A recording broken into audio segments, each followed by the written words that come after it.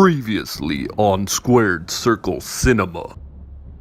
Our mail merch bag. Yeah, our mail merch bag. All right, you want to open I think it up? we got something in Made there. by the fine fabrics of Joanne, by me and my sister.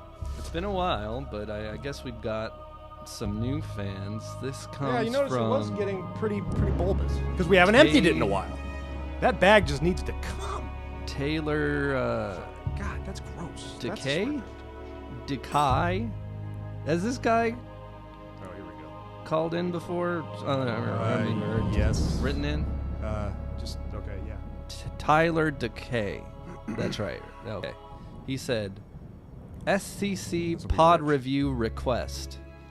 It's a little forward. Always got a request. Little forward. That's SCC shocking. pod review request. Dave made a maze. It's on Hulu. It's everything you want in a low budget movie. Leave it to the professionals, Tyler. Didn't you And have his some pizza sort of sucks. new what? Did you just say what I thought you said?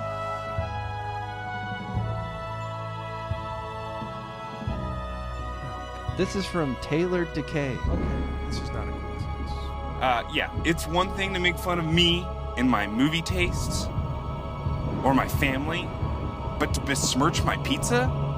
How dare you, Mike? You know, you better watch your back, bro.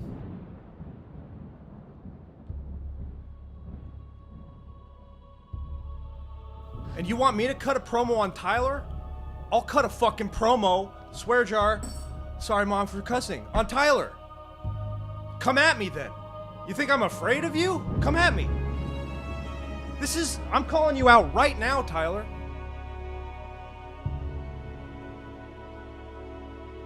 From your buddy, Tyler Decay.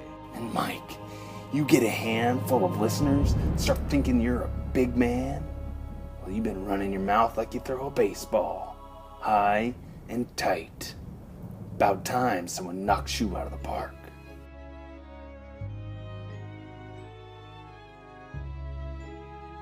We've got passive-aggressive Mike here, making an appearance, upset that we took a fan suggestion for this week.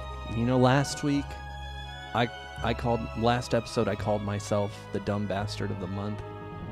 But clearly, Mike, clearly the dumb bastard is... What the hell? Oh my God! Pizza pan! Pizza pan to Mike's head! Who is that? Is that Tyler Decay? No! Mike! Mike! Oh, God! Mike! Mike!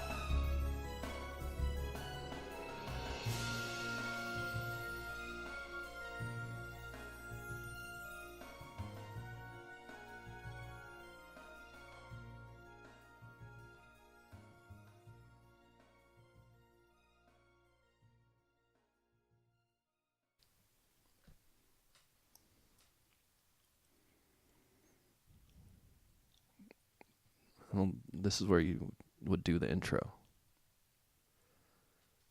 What? From Pomona, California, this is Squared Circle Cinema, a podcast where we discuss films starring professional wrestlers.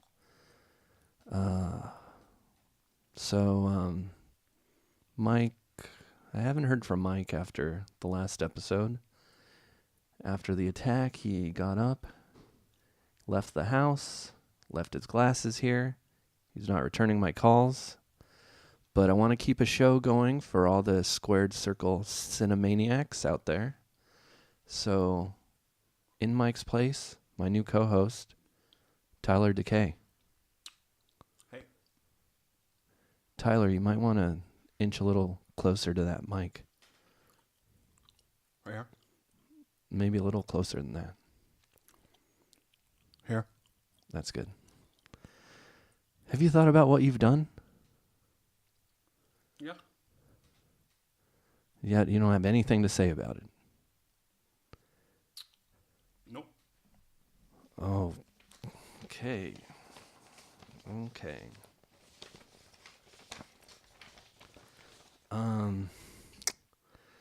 What's your opinion on the Montreal screw job? What? The Montreal screw job? Do you have an opinion about it? Nope. Oh Lord. Oh dear Lord Almighty. Okay. Well, let's just get into it, shall we? Yeah. Here we go.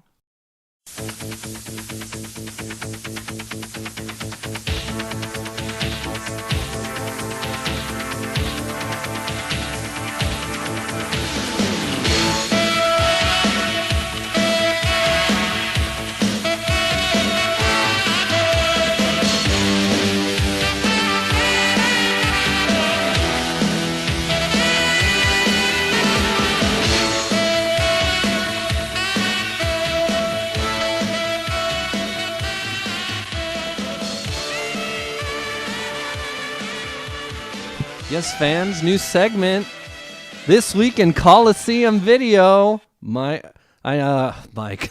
Tyler, did you see all of the new content from Coliseum video that got put up on the WWE network? Specifically, Invasion of the Body Slammers. Kamala was bowling. Nope. Did you get my email? No. Oh, God. Well, we were gonna, prepare a segment where we discussed Coliseum video. What email did you send it to? Tyler Decay at tylerdecay.com. How'd you spell it? TYLERDECAY at symbol GMAIL.com.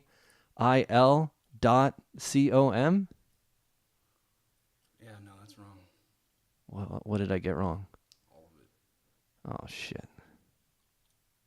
Film number 41 out of, I don't even know how many. Blade Runner 2049, starring Big Dave Batista. Yeah, Let's talk some Blade Runner. let's do it. Well, what did you think? That's good. Yeah? I liked it. Maybe inch a little closer towards the mic. Yeah, a little too close, but there you go. Okay. And so you're one of them Blade Runner connoisseurs. Oh, I love it. Looking in my notes here. It's one of my favorites. So, I've seen the theatrical cut of the original. You started with the theatrical cut? Yeah? No. You got to start with the director's cut, and then you watch the theatrical cut. Because, honestly, it's like the theatrical cut is Harrison Ford's just real sloppy voiceover. He's just so lackluster about it. And then after that, you watch the final cut, which, I enjoy, but honestly, I prefer the director's cut. Then there's this European cut that's good, and it has some different footage than the original, but, ultimately it's got a different color, temperature to it. Okay, I've had about enough of this crap. Is that you? Mrs. Ryan? Kathy with a K? Get out. You hurt my son.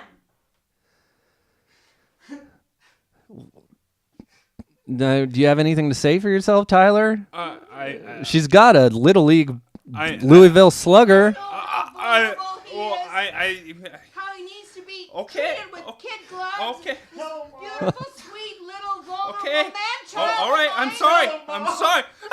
Are you wearing diapers?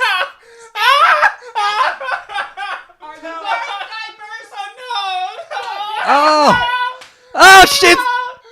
Dear God, you killed him! You killed Tyler Decay!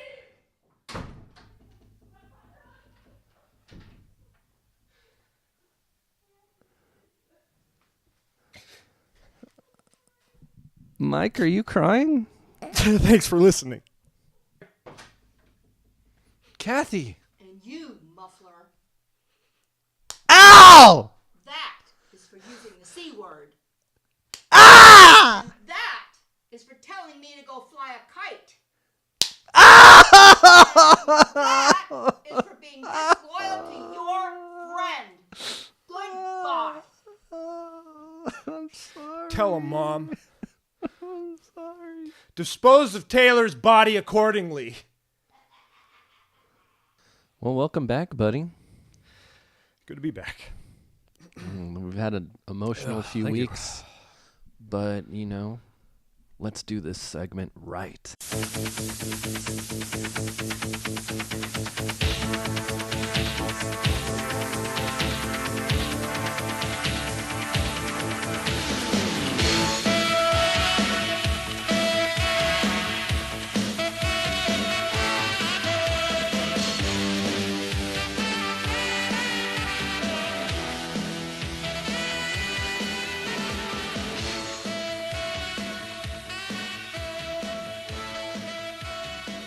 Oh, man. Did you introduce a new segment? Yeah.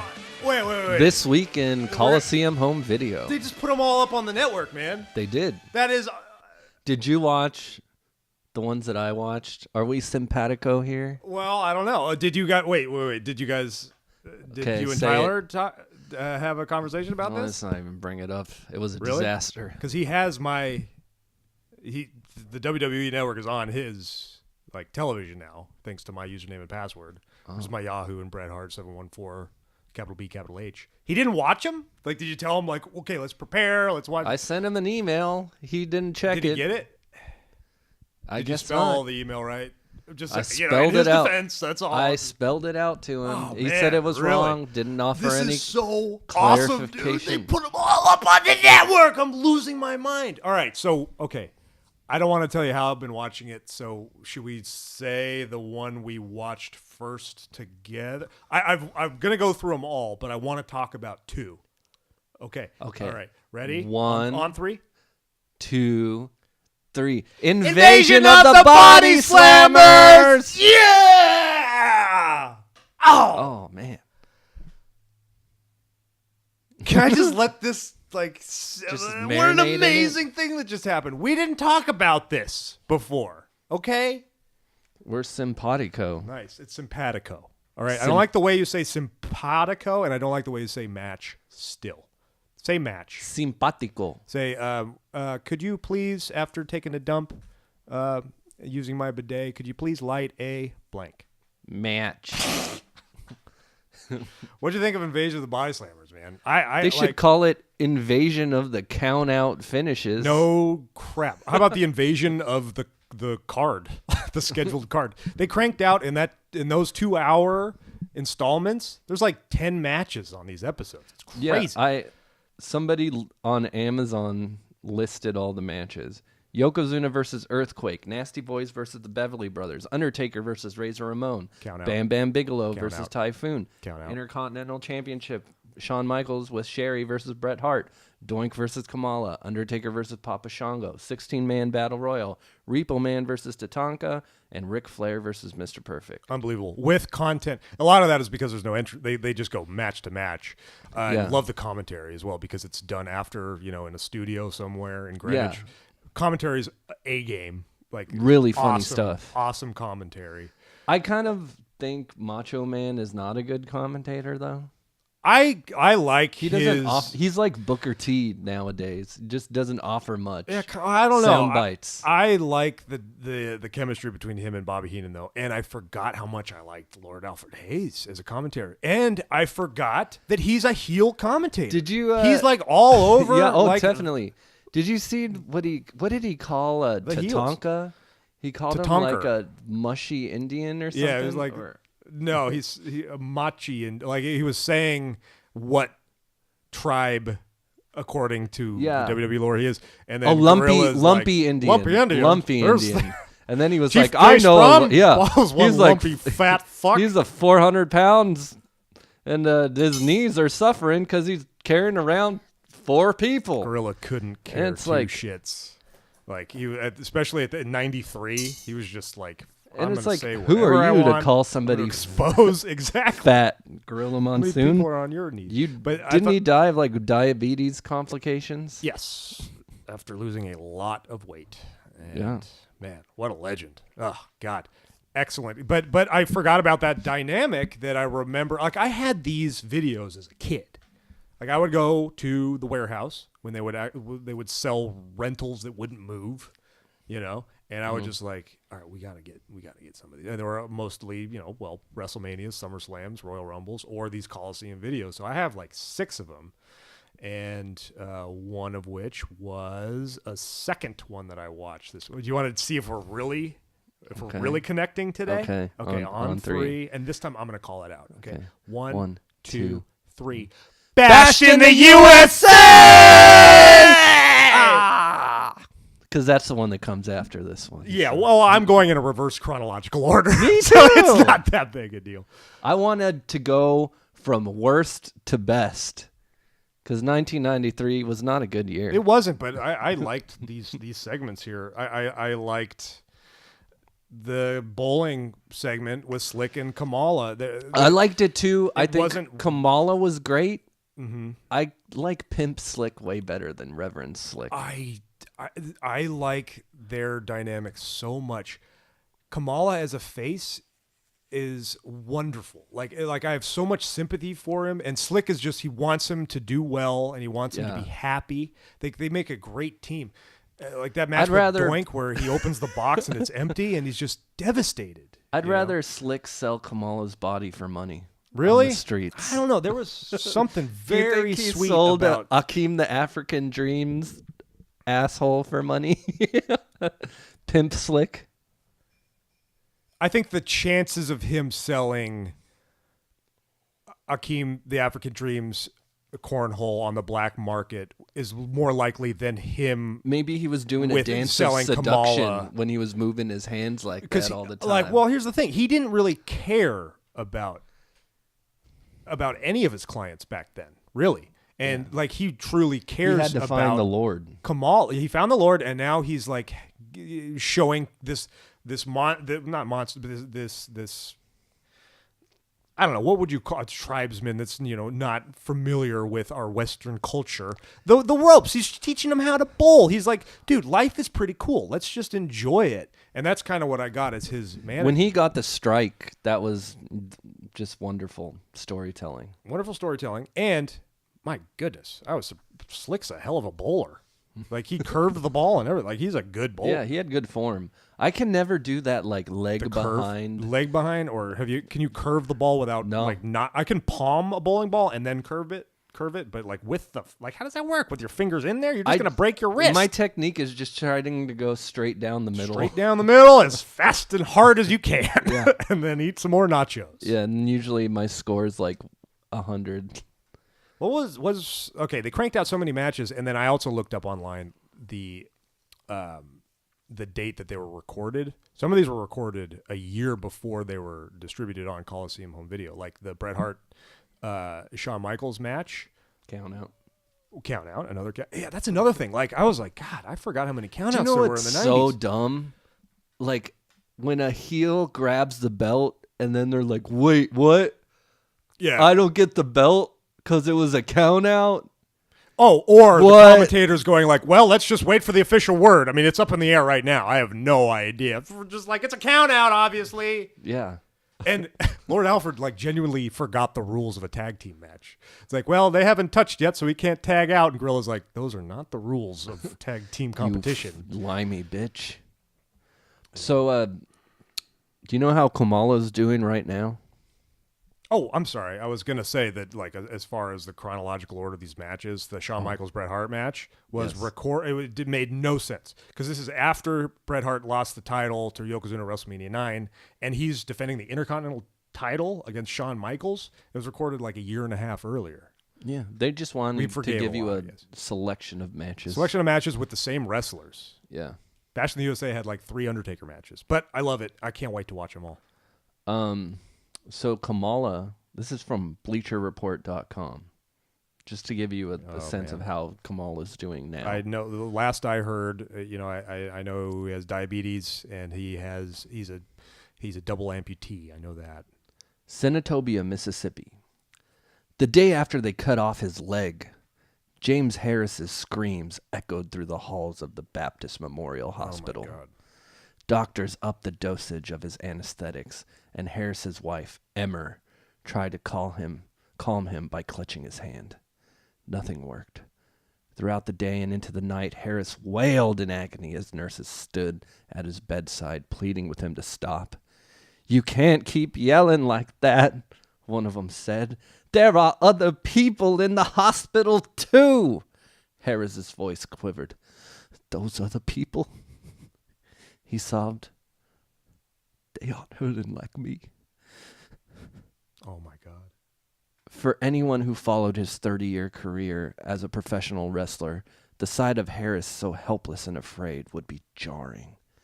Billed as a cannibalistic headhunter from the African jungles, Kamala the Ugandan giant was one of the industry's most terrifying heels during the 1980s and 90s. Children often scattered or hid behind their parents as a 6'7", 380-pound grappler, clutching a spear and wearing nothing but white face paint and a leopard skin loincloth, sauntered barefoot down the aisles of legendary wrestling venues such as Madison Square Garden as tribal music boomed over the sound system. Believed to be unable to speak English, Kamala, who actually was a truck driver from Mississippi, was usually flanked by a masked handler named Kim Chi, with whom he communicated through yelps and grunts. He was the kind of guy you had nightmares about, longtime wrestling commentator Jim Ross says. But out of the ring, you couldn't find a more beautiful person. Wow. Wrestling matches may be scripted, but much of the physicality is real. Still, the sting that followed a chair shot from Hulk Hogan or a headbutt from Andre the Giant was nothing compared to the pain that Harris felt as he lay in a hospital bed back in the fall of 2011 when diabetes forced doctors to amputate his left leg. Harris endured the trauma again the following spring after the disease took his right leg too. "I'm never gonna walk again," Harris says more than 2 years later. "It's just something I have to accept." Crammed into an electric wheelchair outside of his home in Senatobia, Mississippi, not far from the fields where he grew up picking cotton, Harris gets emotional as he relives the hell of losing his limbs. The physical comfort may be gone, but his new life is a continuous struggle. Wow. My God. That idea of that level of agony where he's crying for everybody on the hospital floor, like that amount of agony that he has absorbed, like through other people. He said those screams, those are from them too. Could you imagine that sound? Like, I mean, we know the Kamala wail. That is heartbreaking. Absolutely heartbreaking. Like, Kamala, are you working, or is this a shoot or a work? Wow, buddy. It's nice that he had that brief, because he was always a heel. So it's very nice that he had that brief time where he was a face. A lovable baby face that just wanted a present from a clown. Absolutely. And watching these matches, I completely forgot that he was ever a face. And that's got to be one of the most sympathetic characters as a face of all time. Because, I mean, I wanted him to be happy when he opened Doink's present, and that sheer devastation when it was empty. The look in his eyes. It was just so that was well really good, performed. Actually. Yeah. Like, I didn't even really give Kamala any second thought. And watching, it was like 3 matches on these 2. Battle Royal was one of them. This is amazing storytelling. And just hearing about what has happened to him, I don't know where he. So how? I mean, Do you think at one point, like when he probably had diabetes for a while. I mean, he's been pretty overweight. Mm-hmm. But do you think at one point they're like, you got to lose weight, and he was like, I can't. My gimmick is the Ugandan giant. Wow. Do you think that he used wrestling as an excuse not to diet and exercise to help fight his diabetes? Maybe, but it would be very, maybe. I don't know, because you could severely alter your diet and cut back on certain starches or what have you, and load up on protein to where you could probably maintain that mass. But could you imagine like analyzing that? It's like, this is my bread and butter right here. This is how I put bread on the table. Like this, I need to maintain this size. I need to slap my stomach. Yeah. Unbelievable. What was your favorite match on I'm sorry, what was my favorite what? Your favorite match on the Invasion of the Body Slammers? Okay, well, look, I'm obviously going to say Brett and Sean, just because every time they're going at it, it's an interesting story, and it's always through this. Wasn't my favorite. No. I know. I don't finish. Yeah.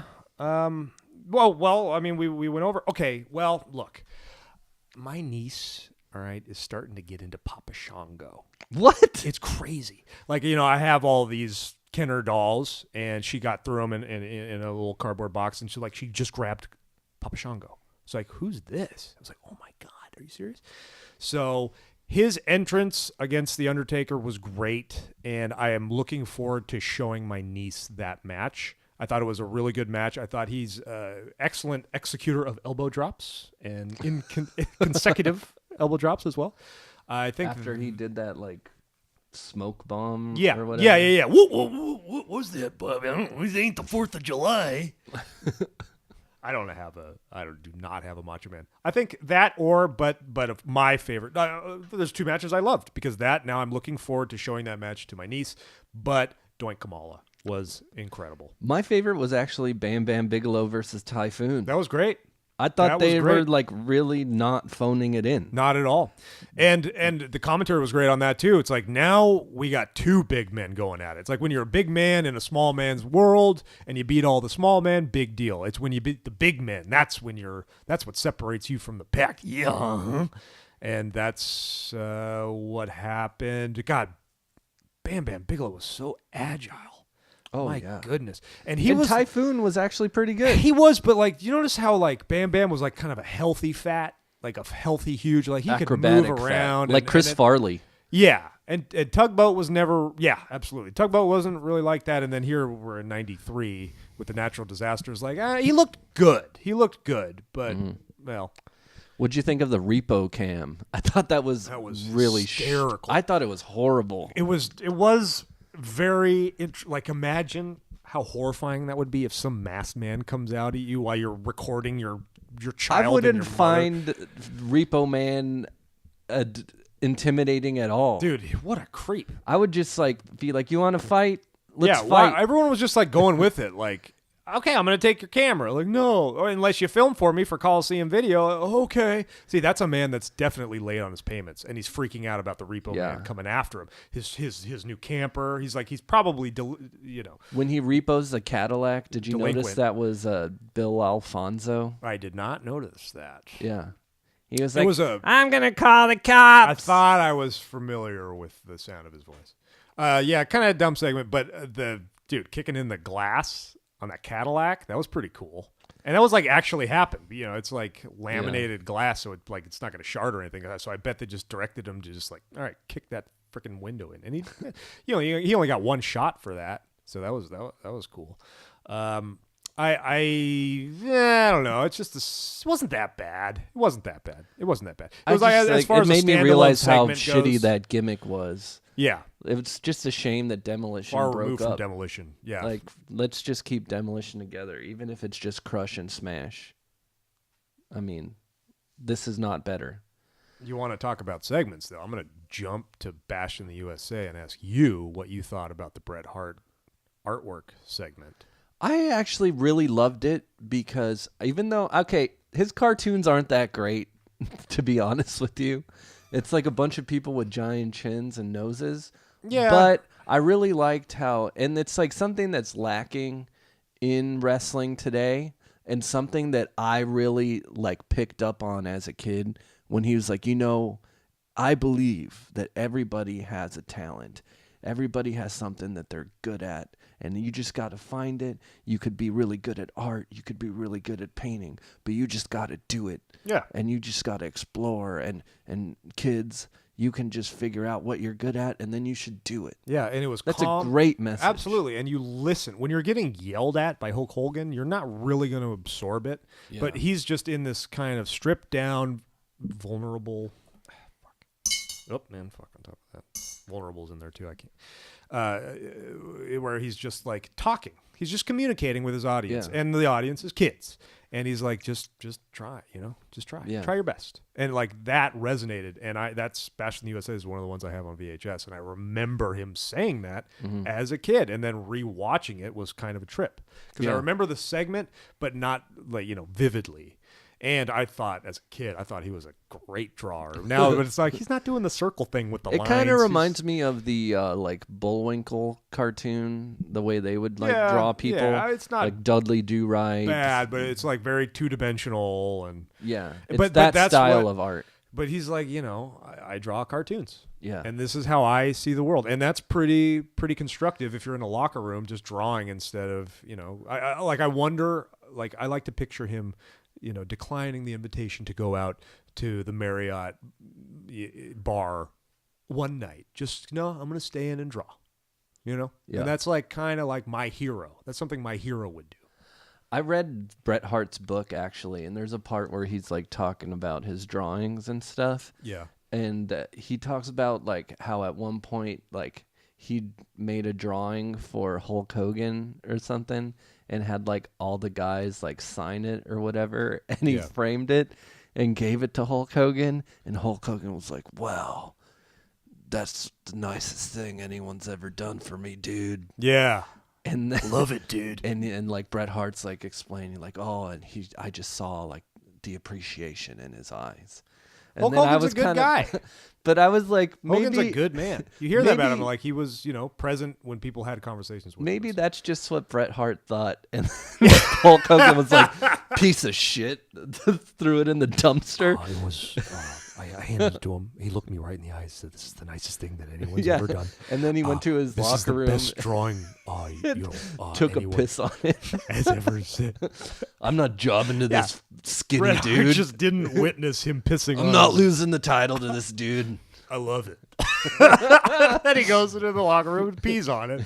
Wow, I think that went over really well. Oh, He takes the pee, he wrings it out into Brutus Beefcake's mouth. because it's a passing of the torch as well. So I think you really appreciate it. Now that I've given you this drawing, maybe I could win the title off of you at WrestleMania. No, I'm going to WCW. I'm going. Well, first you're gonna put over Yokozuna, and then I'm just gonna come up. I'm just gonna show up. Take the belt, and then bail a month later. How about that? Oh, he loved the drawing. He loved You it. love that drawing. All right, so he asked children across the world. We all have this special gift inside of us. Ryan, I'm going to ask you one question. What is your gift inside of you?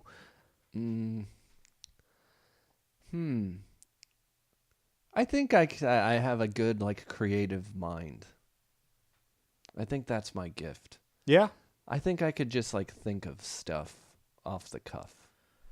I agree with that. Yeah. Anytime I kind of like, all right, let's spitball some ideas here. If you're aware of what the scenario is, you have any kind of investment at all, or not even. But you're a good like, hey, what should I do in this scenario? Blank. Or what would be funny if blank? Yeah. Because you're not afraid to filter yourself, I think. Mm-hmm. So you'll just like, well, these are ideas, and for the most part, they're not good. But at least you say them, and I admire that about you. What happened to my other host that was on this show? Why don't you call him up, man? I think Wait, his he has your body, email? His body was disposed Are you sure of. I spelled you it out emailed- for him. Really? He Did you said it spell was correctly? not spelled correctly. Well, how do you spell And then it? he How did you didn't tell spell it? me how to correctly spell it. So Oh. what's up with that? He was just shutting down. Well, what's your special talent? discussing films starring professional wrestlers. Well, I don't think we can do that this week because I planned to watch a movie with he who is not to be named. Oh. And Did we cut you off? You didn't get to that part we yet? didn't get oh, to I'm it. sorry. I'm sorry. But I mean, that's a lot of that's just on, like, my mom, never seen her like that before. I mean, she was just pacing the floor like, all right, what's our plan of attack here? So I'm sorry that I we can't didn't believe get- she broke into my house. Did you at least, like, yeah, B&E is not good. Like, I mean, if you wanted to call the police, like, I would understand. I won't call the hope police you on don't, her. because look, like, if you look at the door, there was no damage. There was no property damage, so that's She good. saved the podcast. We were I feel struggling. good. Like, we were drowning. I was miserable, and it's good to be back. Okay, Yeah. I'm sorry. It's good to be back, and like I'm sorry I lost you there, Thanks, but I man. didn't know what to do. I thought you were dead, man. I thought you were dead. I mean, I guess if lying down, face up, staring at your Navajo white ceiling all day for a string of 4 days, is dead, then I was. That's not what happened. You got up, like you had like a crazy look in your eye. You kept stumbling around and you left. I was like, is he going to drive home? Of course, I didn't try to like stop you or follow you. I was just like, wow, there goes Mike. It's interesting because, like, actually, I think it's like, you might have had a concussion. well, and it's all kind of foggy. I remember driving home, okay, but I don't remember how I got in the car, and that kind of scares me a little bit. But I did get home, like I managed to park, and I managed to enter my apartment without any assistance. Are you still peeing sitting down? What? What do you mean? Well, you said that you're peeing sitting down now. Is that something you still do now after you suffered this concussion? You don't even remember bringing that up? I'm standing like a man. And Whoa. What do you mean? I mean, that episode where the incident happened, you said that you're a sitter downer now. But Like after briefly, like I'll after listen you back. had a but I don't- concussion, now you're a stander-upper again. He fixed your sit-down don't- problem. Okay. I think you need to listen back to the last episode. All right, I will. It might be traumatic for you, but it might clear up a few things. Did you guys at least get to the movie at all? Like, were you able to introduce the movie? We started at all? talking about it. Was Blade Runner 2049. Have you seen this? Oh, yeah, I movie? did. I did actually. Whoa! Oh, Yeah, that was one. Okay, so I was lying down, staring at my Navajo white ceiling, but occasionally I could turn my creaky neck to the left to look at my television from my bed's point of view, and that was one of the movies I watched. well, okay. We started talking about it Ironically. right when you guys came in. And why did I watch it? I knew that was the movie you guys were going to talk about. When he called in the first time on the hotline, he was like, "Hey, Ryan, you seen Blade Runner yet?" Yeah, he kind of Yeah, by chance I saw that movie. He strong-armed me into watching it. Did he rank? He so started. Did he at least he get to started going on some rant about watching 5 different versions That's- of this movie for it to be Okay, so worth watching. Sounds to me but like you it's guys- like, why can't I watch the original version and why can't that be good? well, here's the reason. So first off, it sounds like you at least had a discussion about the film, so that makes No, me he feel just better. started Oh, talking really? about the Oh, yeah, order he does of that. versions He that I definitely need does to that. that I need to watch. Okay, well, there's multiple versions, and like the reason is because Philip K. Dick and the screenwriter that adapted the novel and Ridley Scott couldn't see eye to eye. Like, I mean, on a component as big, a plot point as big as whether or not Deckard is a replicant, a robot. So if you got that So kind of who- animosity, so Philip K. Is it Dick, Dick that thinks he's a replicant, or is it Scott? who do you think? So Scott doesn't like the theatrical version. No. So No, he doesn't. For so two then reasons. I think that Dick thinks he's not a replicant. Very good. Very good. And Philip and Ridley Scott was so hell bent on delivering the movie in which at the end we're like, oh, he's a replicant too, which is I like that. And in the director's cut, did Tyler say his favorite by any chance? I bet it's director's cut. It's the director's So he got to that point. So you guys had a discussion about, what do you mean I'm cutting you off? He said all that stuff. I didn't Oh say yeah, anything. okay, fine. Oh, he didn't even let you speak? No. Or he's kind of like you. Oh, okay. Let that one go. Yeah, you're absolutely right. And in the director's cut, he finally got like his opportunity to convey this man is a replicant, and it was really well done too. You know, the origami that his partner Edward James Olmos always plans scene by scene or whatever. Mm-hmm. Well, LAPD in 2019, which is weird, as the first movie was, they can analyze the replicant's dreams. Okay, the last origami after a scene in which we see Deckard, Harrison Ford's dream about a unicorn, he leaves an origami of a unicorn. So that means I have been analyzing your dreams. You are a robot. Pretty clear, pretty obvious, right? It wasn't even like subtle or anything. Theatrical cut is like, nope, he's a human. No doubt about it. Nothing vague about it. Theatrical cut's just like about a man falling in love with a replicant. Which is a good story, but the story's better if he's also a replicant. And I was kind of, because there's like a huge argument about this. Is he a droid? Is he a human? I was kind of hoping that this movie would explore if he is a droid, because there's only one thing. If Sean Young's character can be injected with this ability to have emotion and memory like a la humans, and then maybe she can reproduce, and she can. Is that a spoiler? No, I don't think so. If it's on Redbox, you could spoil. Let's do that. That'll be a rule from now on. And they kind of like get into that pretty early. Yeah, that's kind of the mystery they're trying to solve. Like, how how did a replicant reproduce? Yeah. So that's not. It's who the child is, basically. Yeah. And I thought that was well done. How they is pretty a little predictable, but I thought it was handled nicely as far as that arc.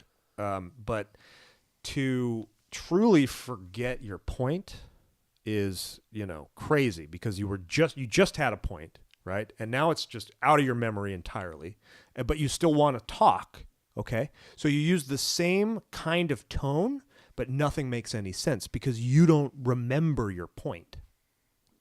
You're talking about yourself? Yes, correct. Oh, well, let me get it. Okay. I just saw Blade Runner, the original Blade Runner, theatrical cut for the first time 3 months ago. Oh, 3 months ago. Yeah. Wait a minute. I thought you were going to say for the first time in 10 years. No, for the very first time. Really? Ever. Wow, that's a classic, man. And here's what I'll say. Visually stunning. Mm-hmm. Using real life LA architecture and landmarks in a futuristic setting. Brilliant. Beautiful. Yeah. Story, acting. I'm just kind of like, Okay. I've not really moved. Actually kind of found it kind of boring, dry. That's kind of, it's a huge excuse, and one of my biggest critiques about this movie, 2049, is the pace and the I felt dry like it tone. felt a lot like the original as far as the way that it was the paced. intention. Yeah. And I think I did forgive a lot more for classic films. If Blade Runner came out today, I'd be like, that was kind of slow, don't you think? But we had longer attention spans then, and I didn't think the acting was bad at all. I thought Harrison Ford was phoning it in. What more do you want from him, though? He's kind of down on his luck. He's been at this monotone. job. He's good at it. So the voice. I think I should watch a different cut because it's that freaking film noir voiceover. It's horrible. You have to, and that's another point of Philip K. Dick. So the director's cut, all the narration is gone, and it's squandered. So Philip K. Dick wanted the narration. I don't know about that. That might be the production company. I don't think Philip K. Dick had any other say in that. Maybe whomever adapted the screenplay, his name's Peoples, wanted that, but you just eliminate that, and that was the biggest difference, was just eliminating the voiceover, especially when this amazing death scene is occurring.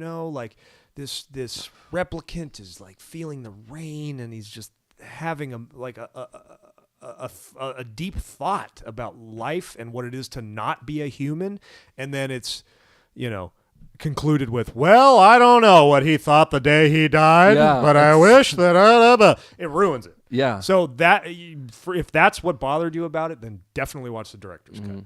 But I love the way it looks. The visual style is just like nothing I've. There's one of my favorite documentaries of all time. I don't know if you've seen it, but it's called Los Angeles Plays Itself. Have you ever seen this movie? I have never seen this movie.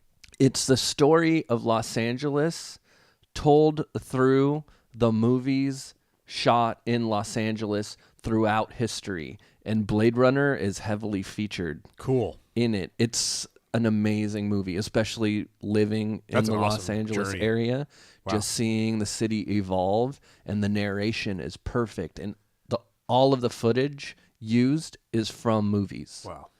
And he was definitely eating, whatever, sushi in Koreatown, right? I mean, and they reprised that scene as well, which I liked. And you're right, because in the original there's recognizable structures, and it's just this dystopian view of it. But then now we're getting 30 years later.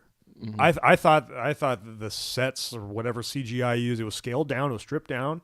It was very still minimalistic. think it looked beautiful. Looked amazing. I could the picture Vegas stuff. Oh my god, the Vegas stuff was awesome. That nightclub with Elvis as a hologram coming in and like turning on and off.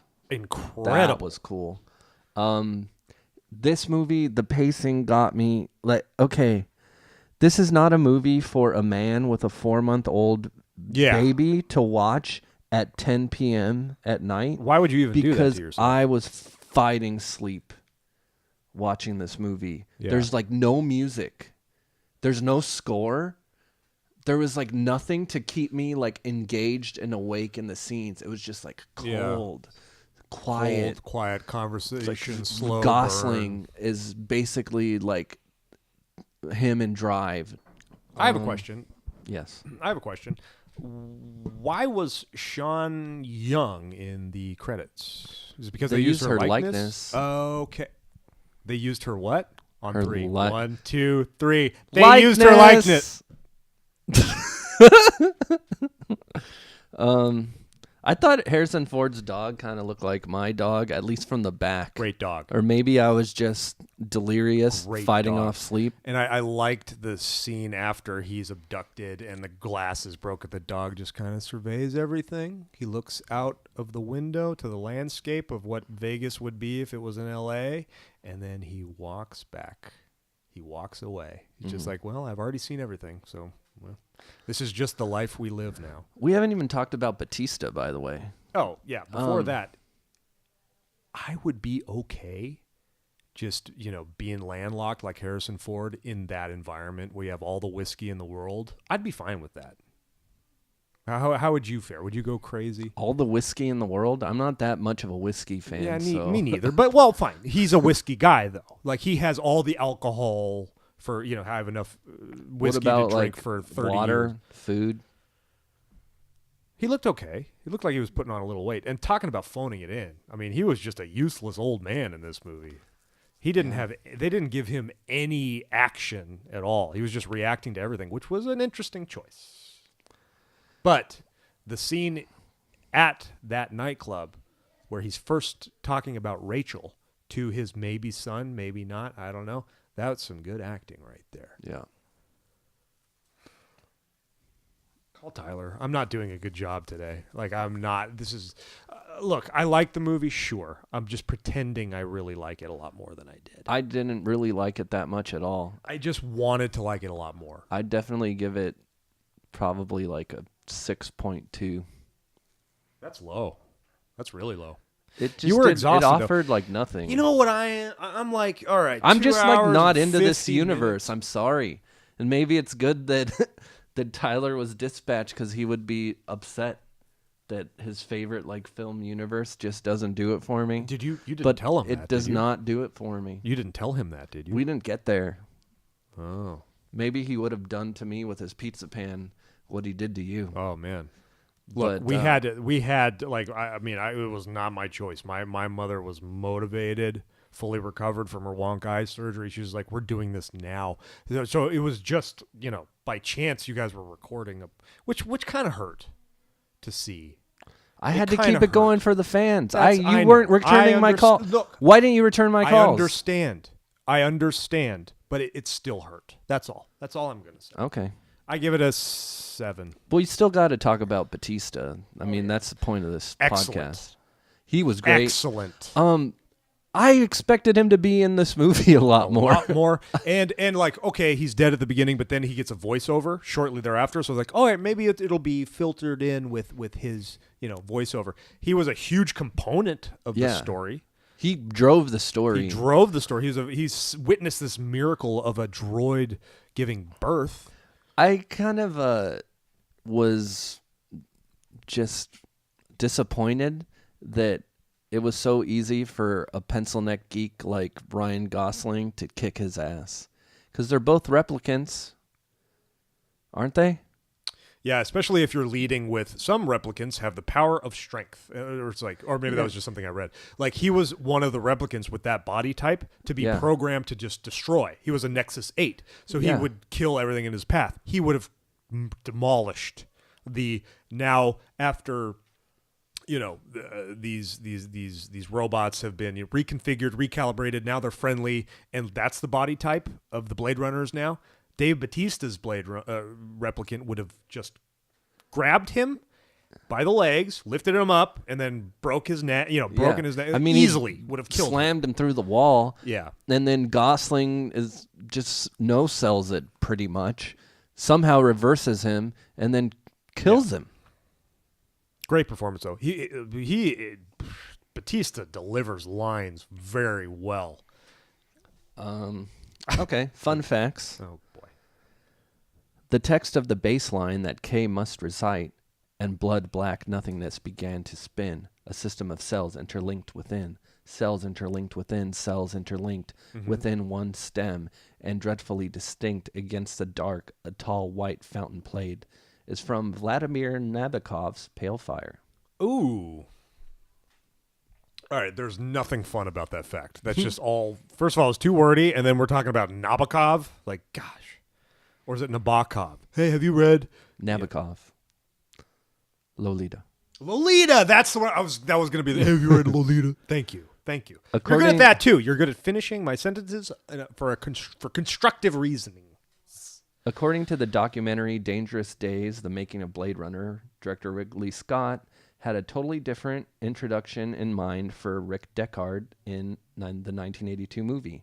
In the end, he chose the noodles scene on the street to first show Ford as an ex-Blade Runner. 35 years later, director Denis Villeneuve used that exact unused scene. That's pronounced match. That exact unused scene in Blade Runner 2049 to introduce Ryan Gosling. Oh, cool.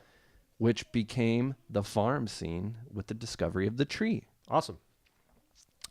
With Ridley Scott having toyed with the edit of Blade Runner 1982 over the years, it is fair to ask which version would be considered canon. Going into the sequel, Denis Villeneuve replied to insinuating the follow-up may not be as much of a straightforward sequel as we thought. The movie will be autonomous, and at the same time, there will be a link. The only thing I can say is I was raised with the original cut. See, it's a sequel to the original cut. It's the theatrical release. It's a sequel to that. I was raised with the original cut, the original version that Ridley Scott does not like. Yeah. That's the Blade Runner that I was introduced to at the beginning and I loved for years. No doubt. And then I must say that I appreciated the very last cut, the final cut version. So between all the different cuts. For me, it's the first and the very last that I'm more inspired by. Yeah, the final cut. I'm sorry. I said the director's cut because it like opens up. The first time Tyler said the final cut. He said the or final cut? No, the director's cut. Director's Sorry, cut. not the final cut. So the theatrical cut, he's a human. It's not even a question about it. Director's cut is like, that's a little open ended. Maybe I don't know. Maybe he's a robot. Who knows? Final cut is he's a robot, and that was cool. So I like that. That's the version. Maybe you should try. The narration's gone in that one as well, and it's just something as simple as that just really affects the movie. Hearing his voiceover on an auditory level just ruins it. It's like because it's so on the nose. He's saying what we just witnessed. Yeah, you know, we're watching Rutger Hauer's death. We know it. We can understand it. We can relate to it. And he's like, well, he died that day. I'm gonna get some more noodles. And if it's gonna be a modern noir, why do we need the voiceover trope? We don't. So yeah. All right. I want you to do me a favor, and I want you to watch the final cut if you can get a hold of it. Go to your new best friend Tyler's house if he's still. I just don't like that I have to watch so many versions of a movie to like it. Sorry, but like, there's one Goodfellas. I like that one. I just thought about Tyler again, and like, I'm actually afraid of what my mom might do. Like, I should probably make some phone calls or something because that was very like emotional when we came in, but now I'm calm. You told her to dispose of his body. What does that mean? I remember saying that. We'll work this out. I'm Ryan the Muffler saying, he's a Canadian. It doesn't count. And I'm Mike Big Tobacco Ryan saying, it's a sick society out there. Look at the way they're dressed.